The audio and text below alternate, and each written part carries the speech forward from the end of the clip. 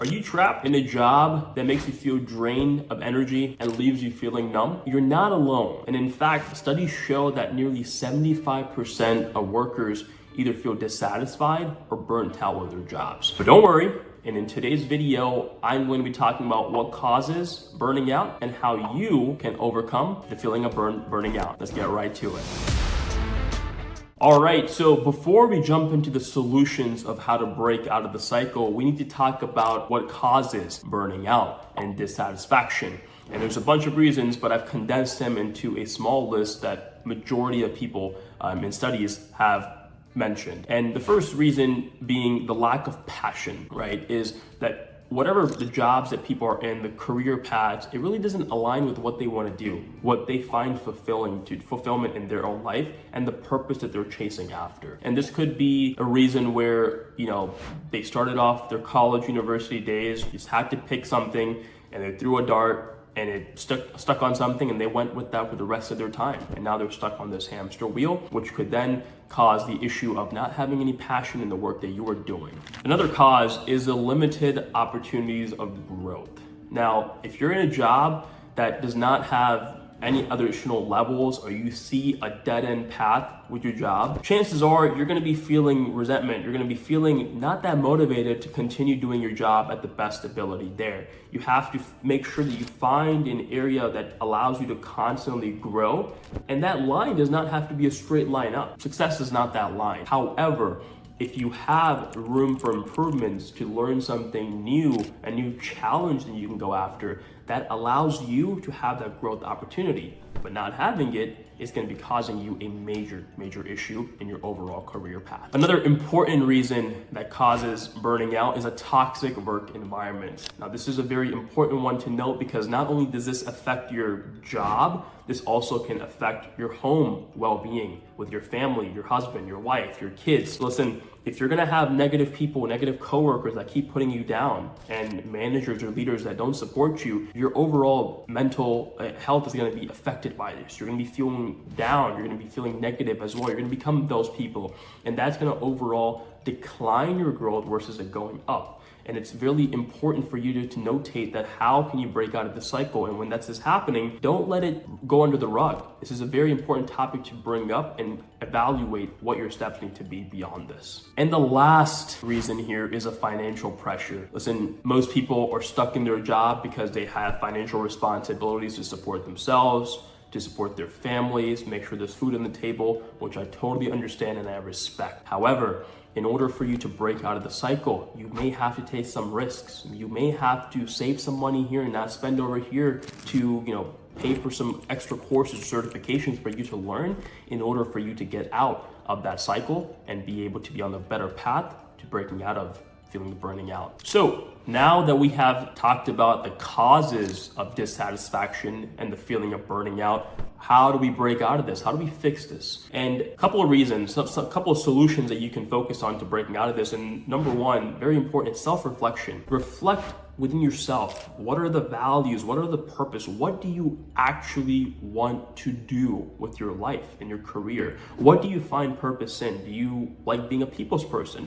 Do you like being behind a desk and not talking to anybody? Do you find, charity work to be good, or do you find that you need to be compensated and paid every single time, every single hour, every day?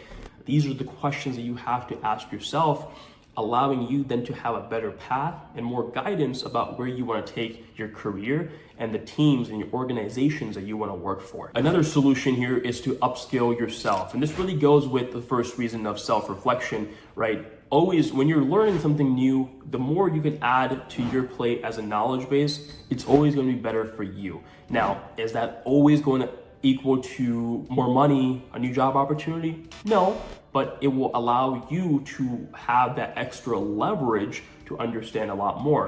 Let's say, for example, if you understand a new technology, you can be that much closer and that much further ahead to being a master at that technology from the competition. For the peers that are trying to, let's say, go for that promotion or that new job as well, that can put you at an edge to become the perfect candidate and the perfect person to take that new role. Third solution here is to establish boundaries with your peers, with your managers. And this is a place where a lot of people fall behind on, where they just don't know how to say no. And I know the word no always comes off as negative, that you don't want to do something, but you have to put yourself first. If your manager is throwing on so many deliverables and expecting you to get them done within a short period of time, which you know it's not going to get done, then you need to speak up. You have to say no. But you're going to say no in a very strategic way. How do we do that? Instead of just saying no outright, you don't say that. What do we do is this. You talk with your manager. You say, hey, listen, you've given me 5 items to deliver by this end of this week. They all can't get done.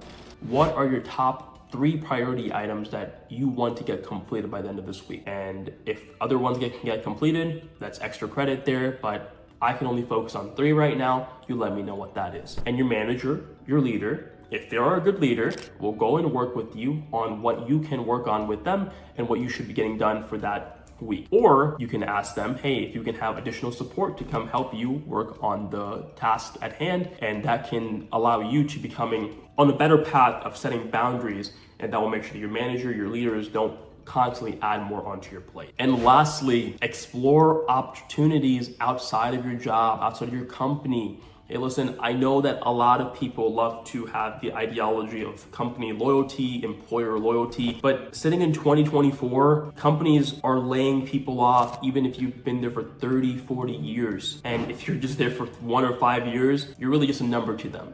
And I'm not saying that's every single company, but you have to figure out what works best for you and what aligns for you and your career path. And of course, the grass is never greener on the other side. So do your due diligence, do your homework, establish a network, make sure that if you're gonna leave your current job, your current company, you have something lined up, you have a better path. Just don't jump for $5, $10, $15,000. No. Understand that if you're going to leave your company, your current role, you're also leaving behind the people. You're leaving behind the established network, the established work, and the knowledge that you have. So make sure the next move is much more than just money, and it has to be meaningful and aligning with your purpose and your career values. All right, we talked about what causes burning out, and now we've also talked about the solutions that you can break out of that cycle. And I would highly encourage all of you to take these small steps to becoming a better individual, becoming a higher performer, and really finding the purpose that you really want to get out of this life and do meaningful work. Because look, you only live once.